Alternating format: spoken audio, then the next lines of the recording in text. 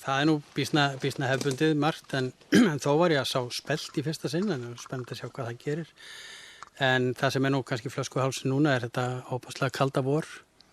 Ég gæti sáð snemma, sáði hveitinu til dæmis páskana og það fór grænt undir snjó og það snjóaði og það var kalt og það rigndi þannig að við erum svona 2-3 vikum á eftir með alla hluti og má segja að það sé bara tvísýnt með kornuppskeru út af því.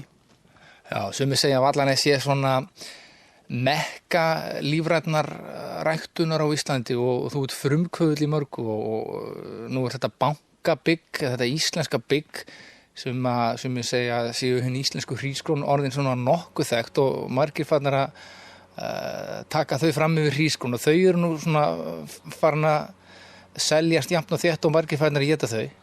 Já, það hefur aukist alveg gífurlega og núna sérstaklega í kjölfar kreppunar þá fór fólk svona að horfa eftir íslensku hlutum.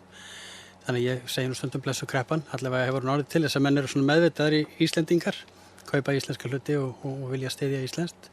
En þetta þurfa bragðgæði og hollust að vera í lagi og byggið svo sannarlega hollt og gott. Já, þetta íslenska bankabygg, hvað ertu farin að selja mikið af því á hverju ári? Það eru eitthvað 60 tonna ári sem fara bara beint í manneldi. Já, og menn borða þetta bara eins og hrísgrón með fiski og búið til grónagraut eða bankabyggsgraut? Já, morgungrautur Gabriel sem nú kannski sá allra þekktasti svona sem eldaður á heimilum. En byggið mjög gott til dæmis sem meðlæti með fiski. Það svona meirundir tönn heldur en hrísgrón og hefur meira eigið bragð og íslenskt og fer vel og notað bara á flottustu veitingastöðum. Já. Og borðað þú mikið af bankabyggi sjálfur? Já, ég borðað alltaf morgungraut Gabriels á morgnana. En sko við Íslendingar og kannski bara allir, við erum ekkert nema vani. Við erum alltaf að borða sömu hlutina aftur og aftur og förum í gegnum búðina bara blindandi og tökum alltaf sömu hlutina og það sem var til þess að ég bjóð til uppskriftina morgungrautu Gabriels var rannsókn sem var gerð fyrir nokkuð mörgum árum síðan.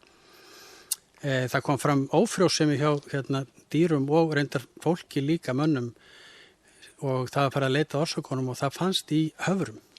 Margir borða hafragraut á mótnana og síðan kom það í ljós við frekari rannsóknir að það var vaxtatregðu efni sem var notað í hafrana til þess að stráið ekki á hátt og verið svona þægilega að þreskja það og myndi ekki fjúka. Sem olli þessu, þannig að fólk bara, og þetta var til þess að ég breytti mínum matarvænum og fór að nota byggið sjálfur meira. En þetta líka bara, þessi hugsun komin til að vera að fólki farið að hugsa, hvað erum við að setja í okkur? Það er verið að sanna það hvað eftir annað að eiturefni sem eru notuð í ræktun að valda krabbameini og öðrum sjúkdómum. Kallaði menningasjúkdómurinn, þetta náttúrulega ekki menning. Nei, þú notar náttúrulega Já, þú kaupir ekki áburð, þú nota bara lífrænan áburð. Það var nú hlegið að þér, þú varst að byrja á þessu fyrir einhverjum 30 árum að þú notaðir ekki áburð, þú notaðir bara lífrænan áburð. Segðu mér aðeins frá þessum aðferðum og þessum hugsjónum þínum. Já, það má segja svona, ég er nú stundum að því ég býr nú á kirkjujörð og sagt að lífræn ræktun, það svona eins og þetta forkveðna af jörðu ertu komin, af jörðu skaltu aftur verða, af jörðu skaltu aftur upp rísa. Þetta er hringrásin í náttúrunni, hringrás efnanna, þannig að þetta snýst það að koma öllum þeim efnum sem við erum búin að taka úr jörðinni, afskurði og plöntum og húsdýraáburði, koma þeim í umferð aftur og líka þannig eftir bara hringrás náttúrunum sjálfrar og það er það sem að lífræn ræktun gerir að við erum að nota aðferðir náttúrunar en með nútíma tækni. Og hvað notar þá sem ábyrgð? Ég nota húsdýraáburð til dæmis, get fengið hann hjá nágrönnum mínum og með því að setja hann í gegnum safnu og þá brotnar hann niður og verður bara nánast á mold. Ég rækta lúpínu sem að vinnur köfnunefni úr loftinu og smára og síðan erum við viðarkurl, get náði þara og rækta fleiri jurtir til þess að framleiða áburð og það má segja að það sé kannski tjallensin hjá mér í dag að verða algjörlega sjálfur með nægur og geta framleitt minn eigin græna áburð. Og hér í kringu Vallanes hefur þú ræktað heilmikinn skó, svona skóbelti sem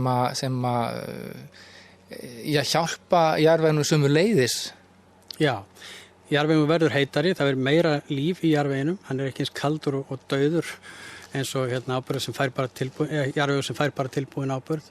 Þannig að það er meira niðurbrot í þeim jarðvegi, þannig að hann er að skila meiru, þannig að skjólið, ég segi svona stundum hafa flutt Vallanes töluvert sunnar á hnöttin því að skjólið er að skila mér skilyrðum sem eru miklu sunnar. Já. Hver væri svona þinn draumur íslenskan landbúnað almennt? Nú ert þú búin að vera að gera þessa hluti hér í Vallanesi og það hefur gengið vel, þetta er búið að ganga vel á síðustu árum og nú eru Íslendingar farnir að taka við sér. Hver er þín sýn og þinn draumur íslenskan landbúnað almennt? Sko, ég ætla kannski ekki að gera þá kröfu að menn fara að rækta hér lífrænt út allar trissur, en þetta væri það mjög skemmtilegt takmark, en vissulega myndi ég vilja það að bændur yrðu svona færa að hugsa þetta mál og nýta betur það sem þeir hafa og hugsa svona svolítið meira hvernig erum við að búa hlutina til, hvaða efni erum við að nota og hvernig virkar það síðan í líkamann áfram. Þannig að leiðum menn verður meðvitaður það, þá breytast aðferðirnar. En þú ert frumkvöðl í mörgum meðal annars þessu bankabyggi, hvað er það nýjasta sem þú ert að rækta? Já, ég var að uppskera hveiti síðasta haust, þannig að ég er búin að koma heilhveiti á markaði. Ég sáði spelt í vor, ég segist nú alltaf þurfa að gera eitthvað svona eitt alveg galið á hverju ári og síðan sáði ég nepju síðasta sumar og get mögulega þrest olíu fræ í haust. Það er virkilega spennandi og þá er nú fyrst og fremst að hugsa matarolíu og nuttolíu. Sumir segja að þetta lífræna grænmeti sé ekkert hollara heldur en hitt grænmeti, það sé bara dálítið ljótara og dálítið dýrara? Já, og það hafa menn sem að vita ekkert lífræna ræktun verið að talið sig vera að búa til einhverja lífræna reyti og þá er náttúrulega árangurinn eftir því, sko, þannig að það hafa verið gerðar reitrýndar rannsóknir sem að sýna akkurat fram á heiðu að til dæmis miklu meira á andóksunarefnum og öðru. En svo segi ég líka, sko, það er raunverulega næg ástæða til þess að rækta lífrænt og borða lífrænt, það er sem sagt umhverfis þátturinn, að við mengum minna og það náttúrulega getur engin deilt það ef það er ekki notið eiturefni og ekki notið tilbúin áburður, þá erum við ekki að menga grunnvatnið og náttúruna.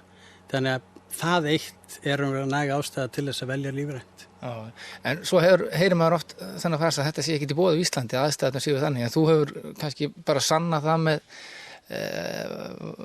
þessu sem þú ert að gera hér í Vallanesi að þetta er vel hægt að stunda lífræna ræktun á Íslandi. Já, fólk er nú ofta að eyða tímanum í vitlausa hluti og ég segi svona stundum sko meðan aðrir eyða tímanum í það bölva veðrinu, þá bara breyti ég veðrinu og það er það sem skógurinn og skjólbeltin eru búin að gera. Ég er búin að planta 1.000.000 trjám í Vallanesi sem eru umhverfis ræktunarsvæðið og ræktunarsvæðið síðan hólfa niður með skjólbeltum, þannig að það er alveg hægt að skapa skilyrði til þess að gera hluti. Já, eftir svona 20 ár, hvað heldur þú verið komið þá með? Ég veit ekki, ég ætla að vona að aðri verið teknir við, sko. Minn draumur er nú geta farið aðeins að hægja á, sko.